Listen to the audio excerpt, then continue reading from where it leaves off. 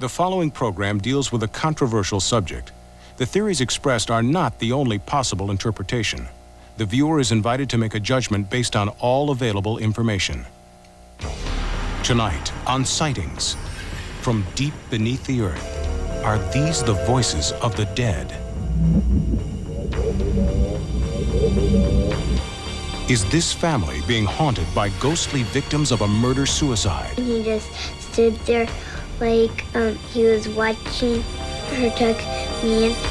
Could these photographs be proof that a woman was molested by a ghost? What we saw, we were able to get on film. And using his video camera, this man claims that he has contacted his dead child. It's an opportunity to witness things that we've been taught all our life cannot be. It's a connection with the unknown. Do ghosts exist?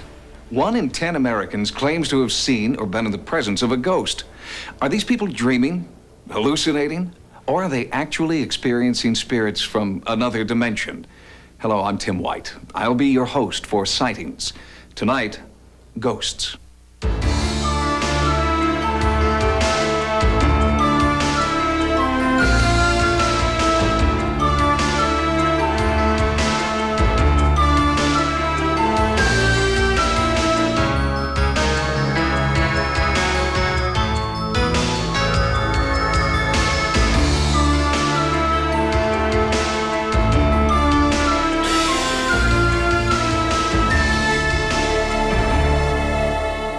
According to a Gallup poll, 1 in 4 Americans believes in ghosts. What you'll see tonight might contradict what you think you know about ghosts. The perception most of us have of ghosts was manufactured in Hollywood, where until recently, the paranormal has been treated as a source of either lighthearted comedy or heavy-handed horror. One of Hollywood's most recent attempts at treating the paranormal in a more sophisticated fashion resulted in the surprise blockbuster Ghost. TV and movies are chock full of eerie and eye-opening effects, but you won't see any Hollywood-style ghosts tonight.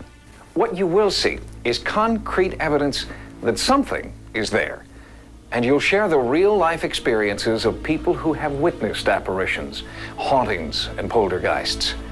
They were ordinary people leading ordinary lives until they were touched by an unexplainable force. And obviously it frightened me. So I just stood there and looked at it and it disappeared into the wall. I saw a silhouette of somebody walk in my room. The feeling of fingers moving up and down your arm. She was floating horizontally up and down in front of the window.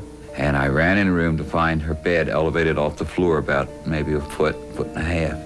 You could not see through him. It was solid. And I had the feeling that somebody was trying to enter my body or make a contact with me in some way. About a foot from my bed was standing a ghost. Whatever they are, whatever you call them, ghosts, spirits, shades, specters, apparitions, there is not a corner of the world they do not inhabit. From this haunted castle in England to this haunted house in Hawaii, a Bavarian monastery, an Italian apartment, mansions in the south, taverns in the west. From this farmhouse all the way to the White House, we have a fascination with ghosts. But I have to tell you, I am puzzled because every once in a while our little dog Rex will start down that long hall toward that room, just glaring as if he's seeing something and barking, and he stops in front of Lincoln's door, the bedroom door, and would not go in the room. One of the most interesting things about this phenomena is that it's not culturally dependent. For example, leprechauns are seen only in Ireland, gargoyles in Eastern Europe, but haunting or ghost phenomena has been reported in all cultures since the beginning of time.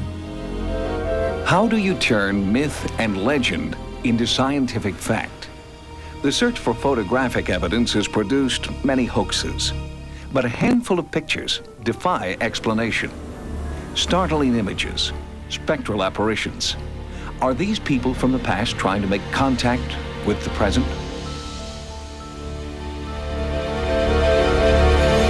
There's a lot of fraud in this. There's a lot of imagination. There's a lot of wishful thinking. But when you strip that all out, there's about 20% hardcore stuff that is exceedingly difficult to explain. Within that 20%, haunted Longleat Castle in England. In 1965, a film crew in search of a ghost set up an infrared movie camera. After hundreds of hours of filming, they captured this extremely rare moment, a light emerging from one door and disappearing into another. All the lighting conditions were controlled. The windows were blacked out. There was no possibility of moonlight or car headlights or anything coming through. When we saw the stuff later, there was this shaft of light, which is, to me, is completely unexplainable. And indeed, this paranormal phenomenon has remained unexplained for 35 years. This New Orleans mansion's haunted history is chronicled in diaries written over 100 years ago.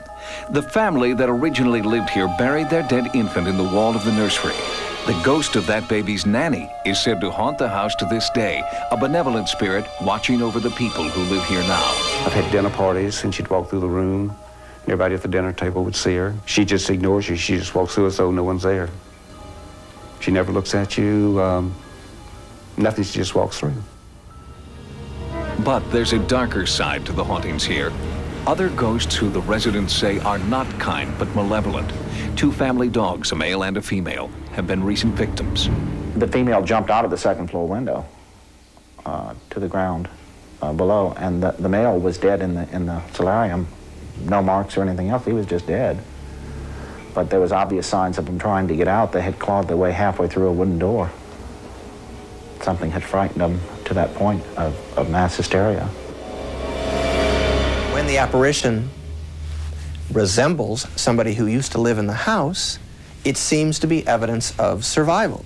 But there's another explanation, and that is that it's just energy recorded in the environment that gets played back by our brains, kind of acting like a needle on a phonograph. And perhaps that's what may be happening on this abandoned aircraft carrier, the USS Cabot. The ghostly forms of crewmen who met with violent death in World War II have been seen again and again. One witness who had a chilling encounter on board was Jill Alexander. When I turned, I was looking at a man in a uniform.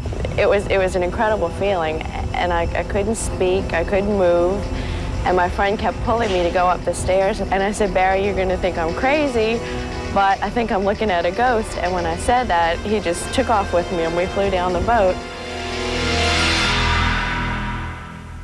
The evidence we have is as strong as the witnesses that we have. You have to start taking a look at witness testimony. Now, many people in social science will say that a human witness is not a good witness, and yet our entire legal system seems to be based on that. And interestingly, the one place where ghosts have been proven to exist is in a court of law. When Jeff and Patrice Stembowski bought this house in Nyack, New York, the owner didn't tell them her house was haunted. 2 weeks after buying the house, they wanted out. They sued to get their money back, and a New York appellate court ruled in their favor. It scared me. I can't live in any place that someone's telling me that it's haunted and ghosts leave things around for people and close doors and shake beds and things. And, you know, in New York State, there really is not a disclosure law for the seller. It's buyer beware. And, you know, when you buy a house and there's something wrong, if you haven't checked it out, then that has to be your responsibility. In this case, clearly, ghosts fall into a different category. The owner had claimed for years that her house was haunted, and that was proof enough for the court. Their definition of a haunted house is if the owner says it's haunted, then it's haunted. She can't come back to court to dispute that fact later on. So, to my knowledge, it is America's only legally haunted house.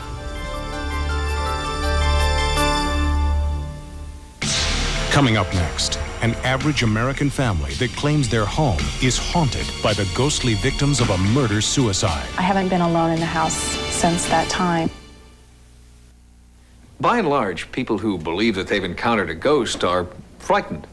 So beyond gathering evidence, a critical role for the ghost investigator is crisis counselor to reassure people that they're not losing their sanity. You're about to meet a typical American family. They're ordinary people caught in the grips of an extraordinary situation.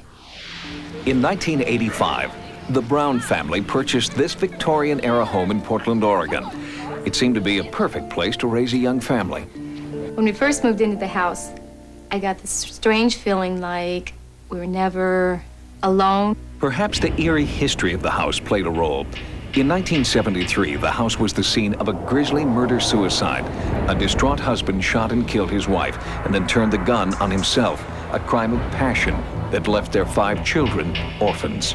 I decided, okay, it happened, we'll just forget about it. Then when things started happening, I started really wondering, was it them? It had to have been them, a husband and a wife. At first, the disturbances were minor. Lights going on and off, trouble with the VCR and electrical outlets. Occurrences easily dismissed as typical in an old house. But no one could dismiss what daughter Cassie saw. 2 apparitions, a woman tucking Cassie's blankets into the bed, and a strange man lurking in the background. There was a guy standing by the door. I was really sort of afraid of him because he did nothing. He just stood there like he was watching her tuck me in or something. After the 3rd time, her coming to me with the lady tucking her in, I decided to kind of check while they were asleep, check their beds to see. And it was tucked in between the mattresses. I don't do that. It sounds like that what's being reported are figures that interact. They are therefore seemingly self-conscious, self-aware, which would place them in the category of apparitions or ghosts. Initially, Caroline wondered if it was all in her head. I didn't understand why this was going on. It was kind of confusing. You know, you try to look for the logical explanations. And so, to me, it had to have been me, even though it was something I didn't do. And then when I started really paying attention and watching, I knew I wasn't doing it, and I knew no one else was doing it. Since 1985, the Browns have experienced over 24 ghostly episodes. Footsteps, voices, flying objects. Once a space heater was mysteriously plugged in and turned on to warm the children. Family pets refuse to stay inside when no one's home. The family says much of the haunting occurs on or around the anniversary of the murder-suicide, December the 23rd. I went down to the landing and I saw someone by the Christmas tree. And I thought it was Santa, so I jumped up and clapped my hands, and they turned around and it surprised me, and they disappeared somehow. I don't know. The hall lights always left on for the kids and everything, and my door was left open a little bit. I woke up and I saw the silhouette of a man coming towards me. My first thought is intruder. I gotta get the light on, get the guns. I had to react. So I'm watching this, and we have the lights that have the rope down from the ceiling. So I'm scrambling, looking for that, keeping this sight, you know, this person in sight, ready to fight, ready to do anything I needed to do. Got the light on, it was gone. The incidents in the house have not been limited to the immediate family. I was on the 2nd floor cleaning, and I was to take some boxes of excess toys up to the 3rd floor. I was sleeping on the couch. I think it was like kitty corner from the door. I was upstairs. Kip had taken the 2 children to school, and there was no one in the house. I heard a woman shriek. I heard shouting that woke me up. I heard the footsteps, fairly heavy ones, going upstairs to the 3rd floor. And then there was some movement on top of a box that was already sitting there on the floor.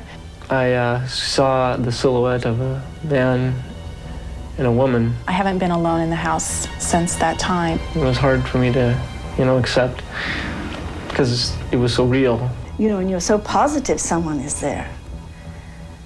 And no one. No one. Very unusual. But for all the occurrences, the family has never really felt threatened.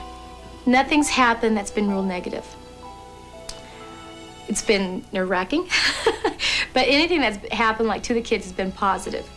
Sort of like taking care, making sure, watching over them. Me, even though you get nervous, you just decide, hey, this is my house. I want to live here.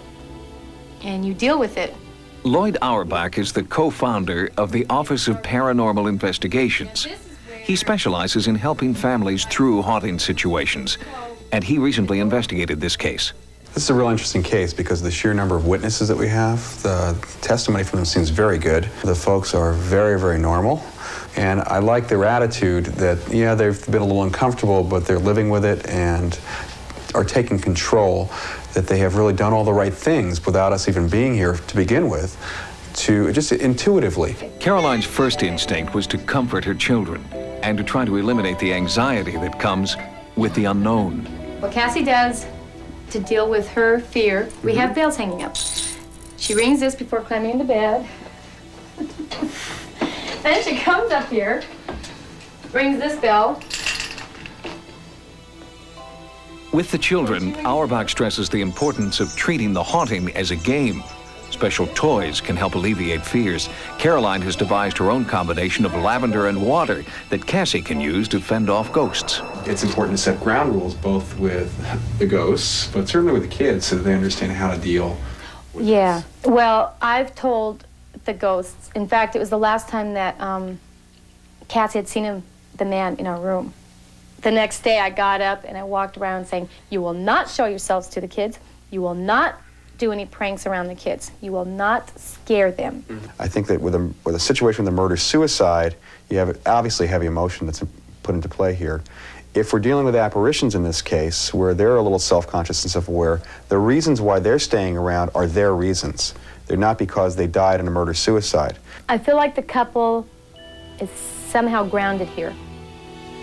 I'm not an expert, I don't know. I can just guess. They like being with the kids, I think. I feel like maybe they miss their own kids. I mean, that's, you know, a lot of kids to leave behind. So, and somehow they feel a little bit more comforted, maybe, being with mine. We're a family, and I think they like family atmosphere. Whether there are really ghosts there or not, this taking control, this responsibility issue on the part of the living family that's there, has worked.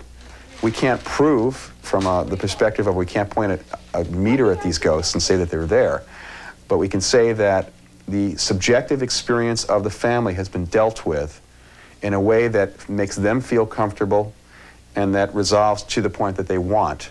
When you're going through it, it'll make a believer out of you. When you have all these unexplainable things and you start seeing figures, you change your mind real quick. Coming up next, researchers who claim they have contacted the dead and captured voices from beyond.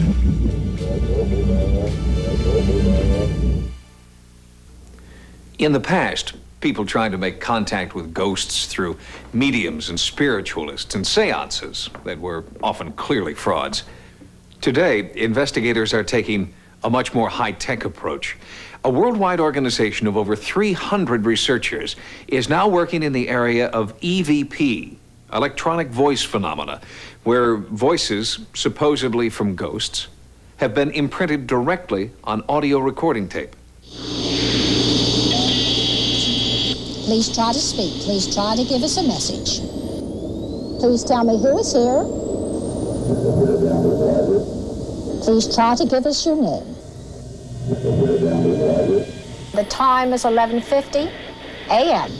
Sarah Estep recording.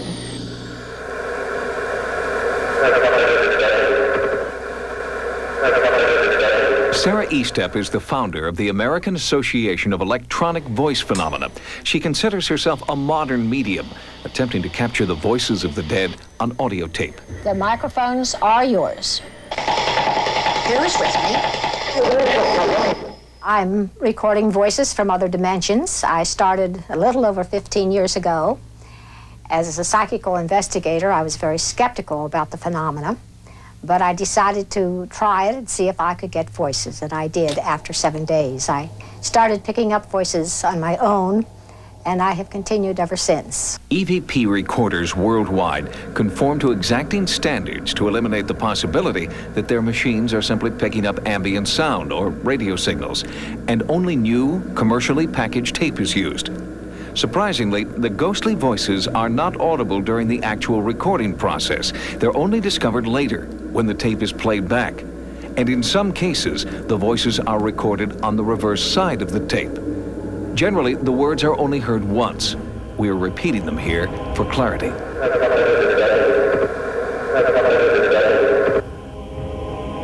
The voices are often recorded at places that are reputed to be haunted. The Westminster Church and Burying Ground in Baltimore is one of the oldest in America. Many of the graves here date back to the 1700s. Edgar Allan Poe is buried here, alongside his young wife, Virginia. Beneath the church, catacombs reach deep into the earth. According to parish records, many of the people entombed here met a violent death. Legend has it the place is haunted.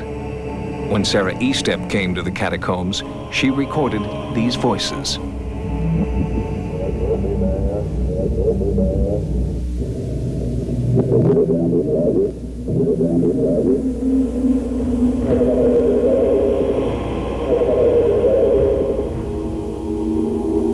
I was here a few years ago, and I picked up the message, "We leave the soul right down here."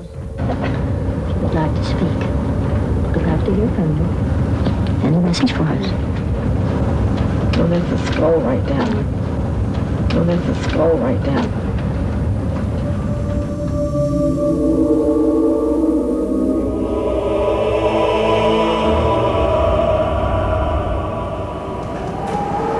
Point Lookout Light stands on an open promontory on the western shore of the Chesapeake Bay. Many instances of paranormal phenomena have been reported in this desolate place, events that may reflect the area's tragic past. During the Civil War, 50,000 Confederate prisoners captured at Gettysburg were held here. Forced to endure freezing cold, disease, and starvation, thousands died and were buried in mass graves near the lighthouse. The prisoners were brought here largely by steamboats and were made to walk along the sandy beach up to Fort Lincoln, where they were then turned inland and marched to the prison pen.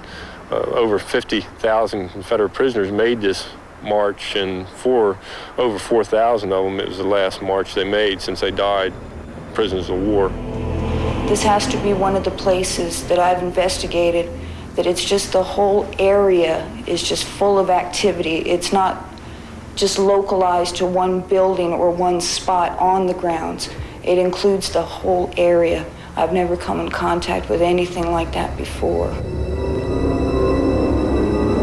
The phenomena at Point Lookout seem to follow one of the classic patterns of a haunting. Some ghost researchers suggest that highly charged emotions from the past may actually become imprinted on the environment. And in fact, many people have reported seeing apparitions in uniform, recalling Point Lookout's tragic Civil War history.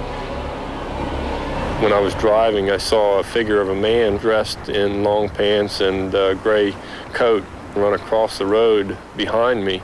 It was actually where many thousands of the Confederate soldiers were actually buried. I immediately returned, and when I got to where I'd seen him cross the road, there was no trail coming out of the woods on one side of the road, nor trail into the woods on the other side, nor was there any sign of anybody in the area. This has happened different times, always on the same section of road. I've never been able to explain this occurrence. Over the years, many paranormal investigations have been drawn to Point Lookout. Photographer Ron Stallings took this picture inside the lighthouse. Next to Nancy Stallings is what appears to be the faint image of a man in uniform.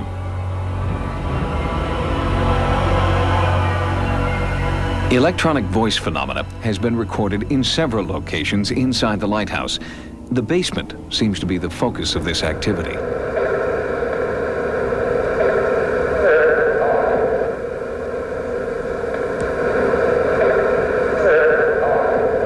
Some scientists believe EVP may be caused by the researchers themselves imprinting on the tape through psychokinesis, or as the result of electronic interference. But there is one aspect of EVP that defies explanation: when the recorder asks a specific question and gets a direct answer. Here in the basement of the lighthouse, I recorded the clear voice of a young boy that said, "I was seeing the war." "Were you a soldier here?" I will see no more. I will see no more.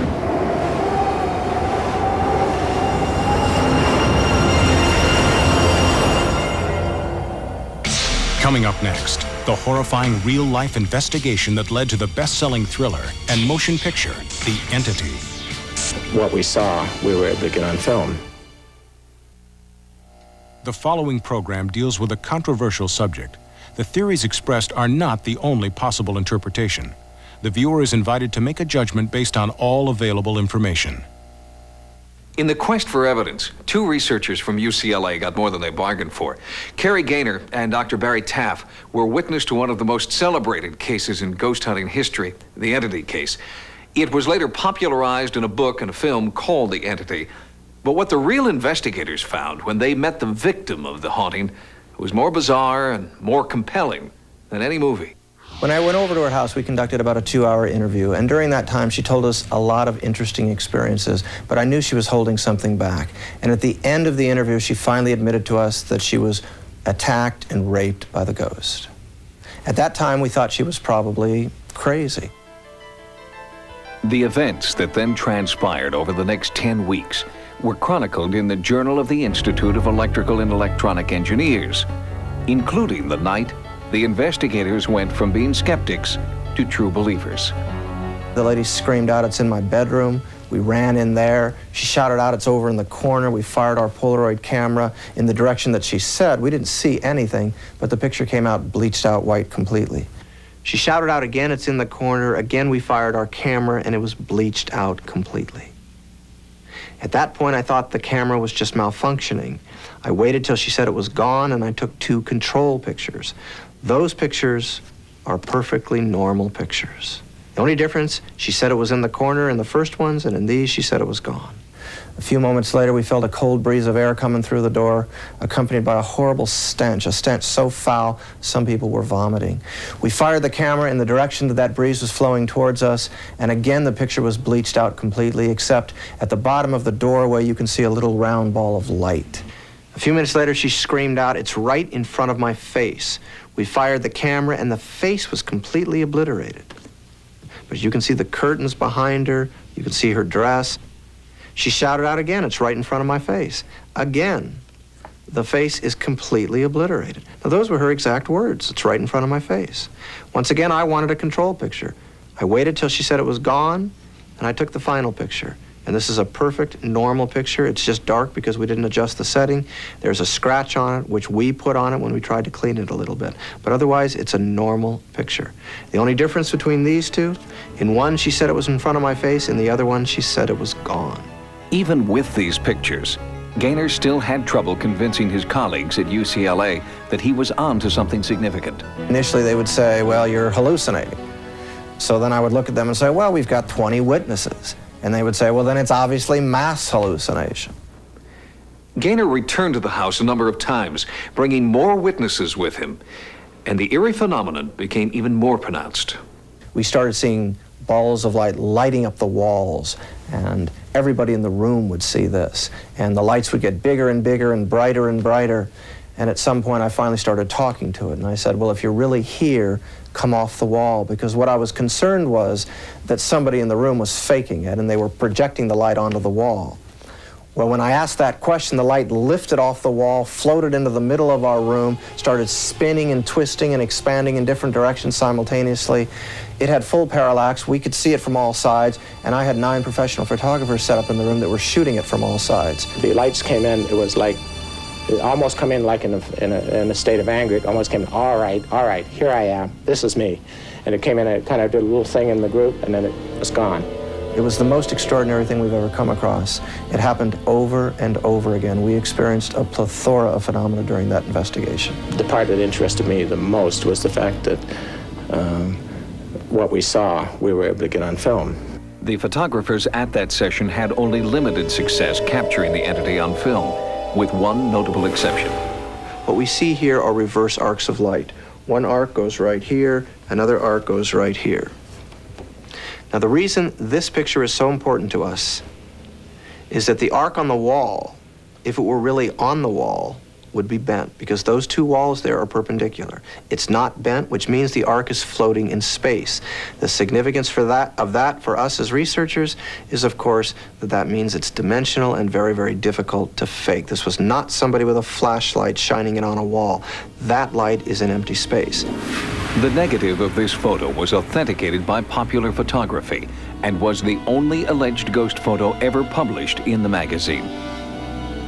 Frank DeFelitta, the author of Audrey Rose, was also witness to the phenomena. His incredible first-hand experience in the Culver City, California house inspired him to write The Entity, which was later made into a motion picture. All the instruments started clicking away. So I knew everyone was seeing this at the same time that I was. And we were ducking, and everyone was saying, oh my God, look at that, oh my God. And then Doris started screaming. That was the woman who was being belabored by this creature. Started screaming, I don't want to see your lights, show us yourself. Damn you, show us yourself. She started cursing and swearing at it. And there, lo and behold, at that point, it started to appear. It sort of developed a kind of, it was a kind of arm was articulated. You could see sort of like an arm, and then a neck. And then of all things, a kind of bald head. Now this could have been our imagination, but collectively we saw the same thing, every one of us. We saw the same thing. But we don't consider our pictures proof of anything. We consider them part of the struggle to gather evidence to try to understand this phenomenon. During our investigations, we spend thousands of hours trying to be in the right place at the right time. In the Entity case, for some reason, we were there. We were there at the right time. And we were experiencing the phenomena over and over again. Although some of the people there found it frightening, I found it very exciting and exhilarating. That's what I'm in this for. It's an opportunity to witness things that we've been taught all our life cannot be. It's a connection with the unknown.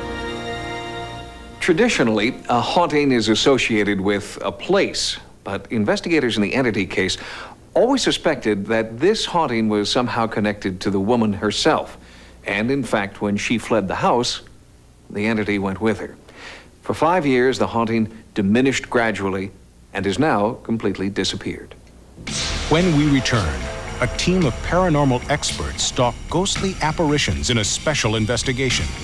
And a man who claims to have contacted his dead child with his video camera and recorded it on tape. The study of ghost phenomena is still in its most primitive stages, trying to gather data that will conclusively prove the existence of ghosts is a time-consuming and usually unsuccessful process, often carried out in the shadow of disdain from the scientific mainstream.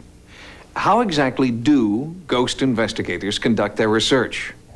Now, we'll take a look at the anatomy of a ghost investigation.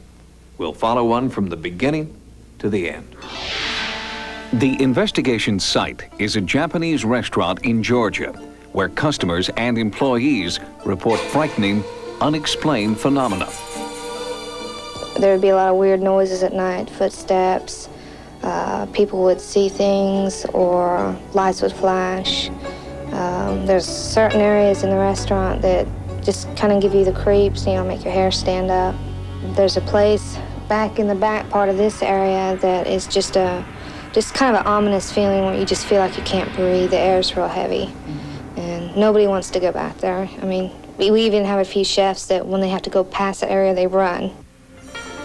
You'll see somebody like at a corner and you just barely see them and they'll be turning, walking away from you. And you'll think it's your friend or somebody and you'll call out their name and go over and talk to them or something and they won't be there. One morning I was downstairs getting ready to open and I saw someone come down the hallway. And I thought it was the manager at first and I said good morning and nobody answered and I thought it was strange. And I looked up and whoever it was just took 2 steps and was gone. At a loss to explain these eerie occurrences, the restaurant management contacted Dr. William Roll, one of this country's foremost parapsychologists. They were having disturbances that resulted in their employees leaving and their customers asking questions. They were seeing apparitions, essentially.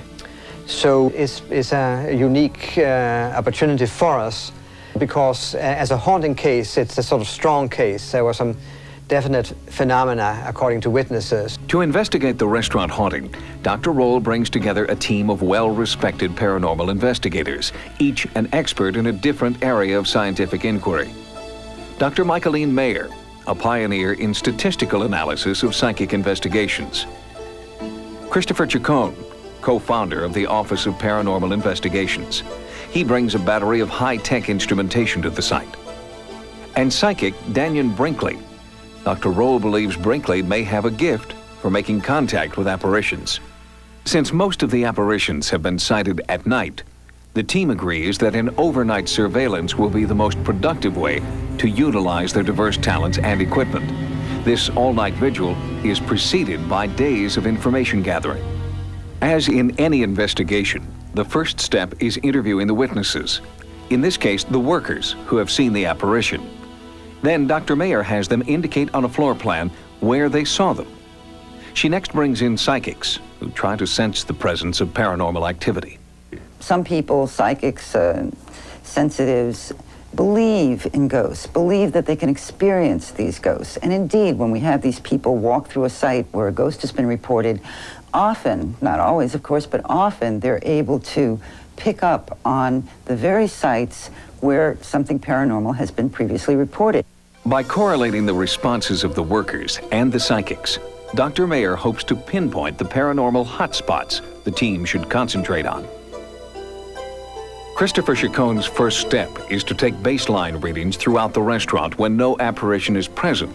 That way, he'll know if any changes in electromagnetism, atmosphere, or light do occur that could be associated with a ghost sighting. The idea is to monitor the environment, and that's all the equipment can do. It cannot, theoretically, pick up the existence of some entity. Since there's no way we really know how to measure the phenomena, perhaps if we were to look at the environment, we might be able to pick up something out of the ordinary.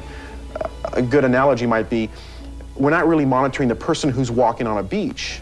We're looking at the footprints left on the beach after the person walks by.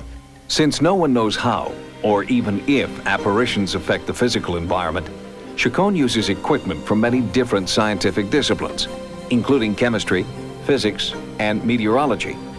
With the high-growth thermograph, we could utilize this instrument along with individuals who might feel a sensation, if they in fact feel a cold spot or even a warmth feeling, and it's not something subjective. It should in fact also be picked up by the instrument. The Intevac nighttime vision goggles will help me monitor the instruments I'll be using in total darkness.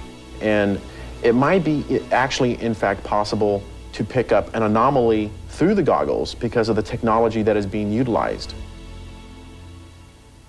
For Dr. William Roll, the most important piece of equipment may be a magnetometer. He believes that there may be a connection between magnetic fields and human ability to experience apparitions. He theorizes that electromagnetic changes affect certain supersensitive people, and that this sensitivity allows them to experience the paranormal. The investigation begins at nightfall. The first few hours yield nothing, but then Christopher Chacon begins picking up high electromagnetic readings in and around one hallway. Michaeline Mayer independently confirms his readings. Her statistical analysis has already pinpointed this same hallway. As psychic Daniel Brinkley walks through the restaurant, he too records his strongest psychic impressions in the same hallway Mayer and Chacon have already pinpointed. The findings of the three team members are further confirmed by a former manager of the restaurant who witnessed apparitions in this hallway on numerous occasions. When asked to return to the site with Brinkley, he's reluctant, but agrees. And you said, I always see him here staring at me. Do we feel him? Yeah. Unexpectedly, he feels the presence of an apparition at that moment. And at the same time, the monitoring equipment is picking up even higher levels of electromagnetism. Although no apparition appears that night, the fact that each of the researchers has been independently led to the identical spot using different investigative techniques is considered a victory for Dr. Roll's magnetic field theory. The areas where the ghosts were experienced were associated with higher magnetic fields. it seems possible that the witnesses may have been sensitive to such fields. All in all, the investigative team has been encouraged by the advances made this night. You might think this was a small result for so much concerted effort, but for the research team, this was an important step forward. Their findings establish a stronger foundation for further study. Dr. Roll's work at the restaurant continues. Coming up next, a man who claims to have contacted his dead child with his video camera and recorded it on tape.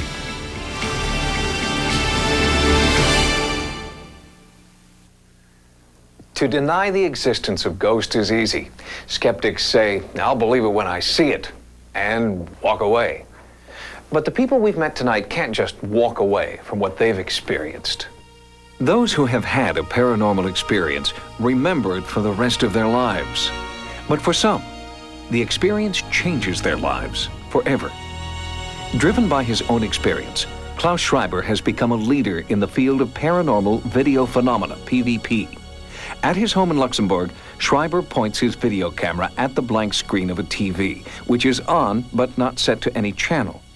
He sends the picture of that blank screen from his camera into the TV and begins videotaping. So he is essentially shooting a picture of a picture of a picture into infinity. Nothing appears on the screen while he's shooting, and nothing shows up on tape until he views it one frame at a time. What he discovers then are seemingly unexplainable images of human faces. There's already my car incoming. There she is on the right-hand side. There she is. Hold her.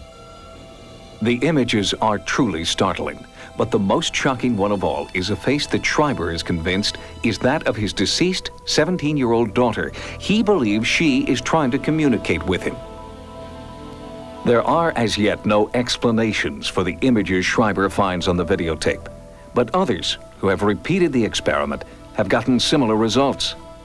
PVP is one of the newest methods employed by those seeking a window into another world, and it's still extremely controversial within the field of paranormal research. But Klaus Schreiber isn't deterred by skeptics, because his is a personal mission. He's not just trying to make contact with the afterlife. He's searching for one specific person he thinks he'll find there.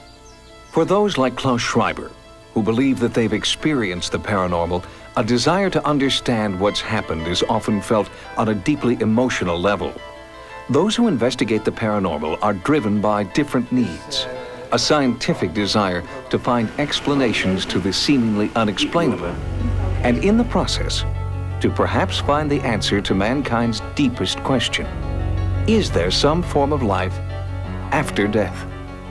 I know we live in an age where people say, oh, it's all nonsense. Well, it's not all nonsense. There's something still left that needs explaining, which science at the moment doesn't seem to want to look at. I can really honestly say I don't believe in ghosts. But yet again, I can't explain to you why these things happen. There's something to be explained and to be explored. There's a lot we can learn about human behavior from looking at what these things are. I find it fascinating that we might be able to continue on after death. I find it fascinating that people might be able to move objects with their mind, that we can pick up information recorded into the environment potentially. A lot of the things that's happened here, he can't explain. So it's, to me, the next logical conclusion is there's got to be another force, another entity, something. But seeing this event, these two events, make me believe that there's got to be something more to life after death than that we bargained for. I think that it's encouraged me to believe that maybe that this isn't all there is. To ignore it is to retreat into ignorance. To pursue it is to pursue one of the most baffling, enigmatic mysteries that we have ever confronted about the nature of our being. And in so doing, I think we have an opportunity to take a quantum leap in our understanding of ourselves, indeed, in our understanding of reality itself. The people who have been touched by the ghost experience wonder why it's happening to them. And investigators continue to search for answers. Their research and technology point to the fact that something is there. Just what that something is has yet to be determined. For Sightings, I'm Tim White. Good night. Tomorrow night, Fox presents a night of special presentations, beginning with a 1-hour Cops at Mardi Gras. Tonight is like the calm before the storm. Tomorrow we can expect mass hysteria. After that, it's Cop Killers, a special edition of America's Most Wanted. Then, when we roll out the door, we never know what we're going to run into. Ride with the firefighters of Rescue 1 on Firehouse, hosted by John Walsh. It all happens tomorrow on Fox.